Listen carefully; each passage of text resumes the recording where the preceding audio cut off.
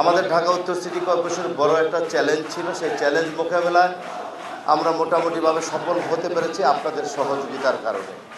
গত ঈদুল আজহার 3 দিন যে বর্জ্য ব্যবস্থা নিয়ে যেই কঠিন চ্যালেঞ্জ ছিল, আপনাদের সোসাইটির সকলের সহযোগিতায় এবং আপনাদের পরামর্শে আমরা সেই কাজগুলো অল্প সময়ের মধ্যে সঠিকভাবে আমরা অপসারণ করতে পেরেছি বর্জ্যগুলো। তা আজকে আমি বেশি বক্তব্য রাখবো না। মাননীয় প্রতিমন্ত্রী উপদেষ্টারা যারা উপস্থিত হয়েছেন, তার আগে গত 3 দিন আগে তাদের মন্ত্রণালয়ে আমাকে ডেকেছিলেন, একসাথে কথা বলেছি এবং আগামী 3 মাসের একটা কর্মসূচি হাতে নিয়েছি ডেঙ্গু প্রতিরোধের জন্য। আমরা আপনাদের কাছে একটা কথা বলতে চাই, এখানে যেই মানুষগুলো আছে আজকে, অনেক মানুষ, প্রতিটি সদস্য আমরা যদি নিজ নিজ বাসায় আর এই কথাগুলো যদি আরও একজন 5 জনকে 10 জনকে কথাগুলো বলি, তাহলে আমাদের মনে হয় আমাদের কাজগুলো আরও সহজ হবে, আমাদের সচেতনতা আপনাদের মাধ্যমে বৃদ্ধি পাবে।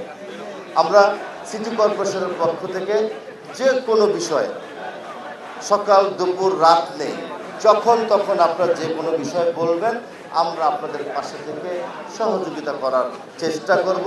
সেটা আমার দায়িত্ব এবং আমার কর্মকর্তা যারা আছেন তাদের নৈতিক দায়িত্ব থেকে সেই কাজগুলো করার জন্য আমরা রেডি আছি, তৈরি আছি।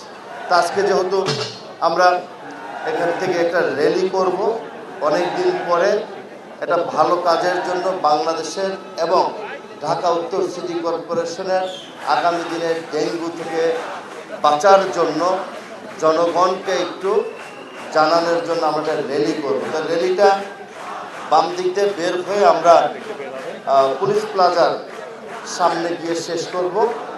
যারা মিছিলে অংশগ্রহণ করবেন, আপনারা দয়া করে একদম সুন্দরভাবে শৃঙ্খলা নিয়ে সুন্দরভাবে র্যালিটাকে আমরা শেষ করব, যাতে করে এই শৃঙ্খলার র্যালিটাকে মানুষ দেখে তারাও নিজের উদ্যোগী হয়ে আগামীতে তারাও বিভিন্ন সোসাইটির মাধ্যমে জনসচেতনতার জন্য এই র্যালিগুলোর উদ্যোগ নেয়।